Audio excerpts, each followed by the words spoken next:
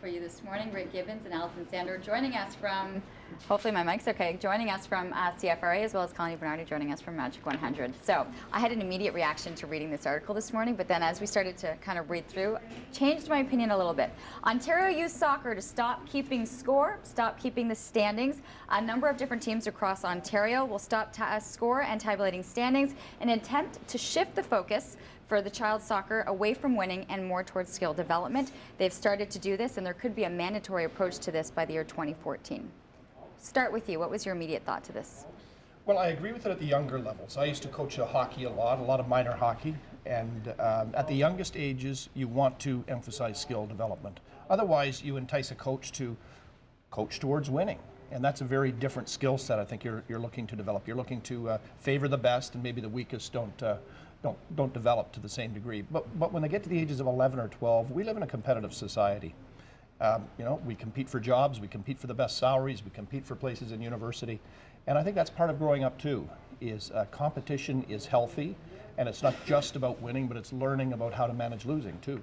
That was my immediate reaction too, is building that up. What about for you, Alison? No, I agree, the same thing. I mean, you have all these little children who are fighting, and their parents on the sidelines fighting for them to score, score, score, when really it should be about them learning how to pass to each other and play, because teamwork is also part of it. Yes, competition at some point is important, because as you mentioned, Rick, we do end up competing for jobs, but at the same time, don't we work together? I mean, if we didn't have those teamwork skills, I wouldn't be working with you, I wouldn't talk to you. When you have two young kids. Yes. When you sign Mateo or Isabella up for a sport. Well, they're in soccer, so. Are they in soccer? Yeah. What are your expectations as a parent putting your kid in that sport? Just to have fun, to go out and learn the sport and just to have fun. I mean, they're at the early stages of learning the game and how to play, but there are some parents, I think parents should be like, you know, have regulations when they go out and watch their kids, because it is intense, and we're talking like they're learning how to pass the ball and what the positions are.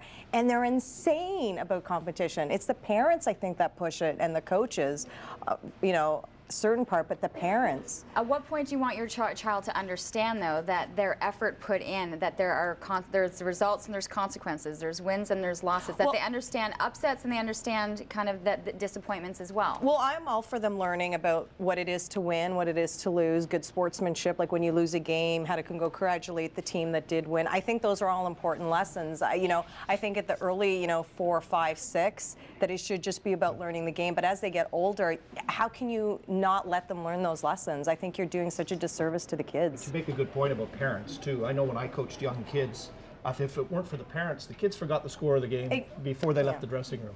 Yeah, no, I agree. So I don't think it's particularly important to kids, particularly young kids, to keep the score and know who scored and those kind of stats, but it's very important to the parents.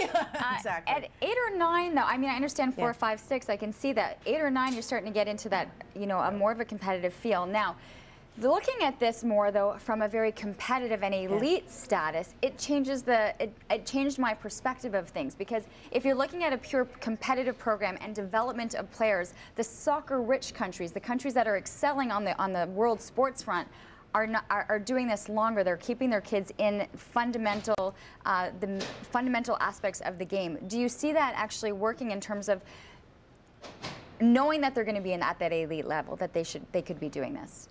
Well, I lived in England in the 80s, and I had young kids there. So they were involved in soccer and various programs, rugby and whatnot. And there was an attempt to get scores and the competitive nature of the games at a younger age there. So I don't think it's a new approach.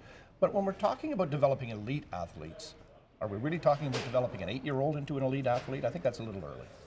I think we are. I think you look at how young kids are starting to excel and how, you know, there's no longer just hockey season. You won't hold that skill development back by creating a program that emphasizes skill development over winning and losing. See, my dad played soccer. He was a soccer coach too, and he always said, you know, the players that are going to go on and, you know, continue to play the game at an elite level. You can tell right away which ones are just going to play for fun and which ones are going to play at a competitive level. And he's like, there's nothing that will change that. Either they have it or they don't. So I think sometimes it's the parents that are pushing their kids to want them to play at that elite level, even though maybe it's just a basic game for them. The thing we have to remember is they're still scoring in the games. It's not like we're not scoring at all. We're just not keeping track of it, right? So if Sidney Crosby, if they did this in hockey and Sidney Crosby was in Tim Bick's hockey, he was still going to score 5, 6 goals a game. They just won't count them. So he's still getting those development. He's still playing against other players. And he still knows what it's like to score a goal, whether or not they count them, per se. And his own enthusiasm will take him out onto the ice for extra time anyway. And that's, good players develop because they want to play. And I think those additional opportunities that, whether it's Sid Crosby or other kids in their youth, will have, that's what will develop them into elite athletes. Well, we're looking at the age of 12 right now in terms of some of these rulings coming in. It Really? could be happening a lot quicker than we think. Right now, it is some leagues. The age group started last season, so it's already been adopted, and they will continue this approach by 2014. It will be mandatory across Ontario for all competitive players under Wow. 12. So this is something we probably could be discussing a little bit more of over the next year or so. Thanks to our panel once again. Always a pleasure.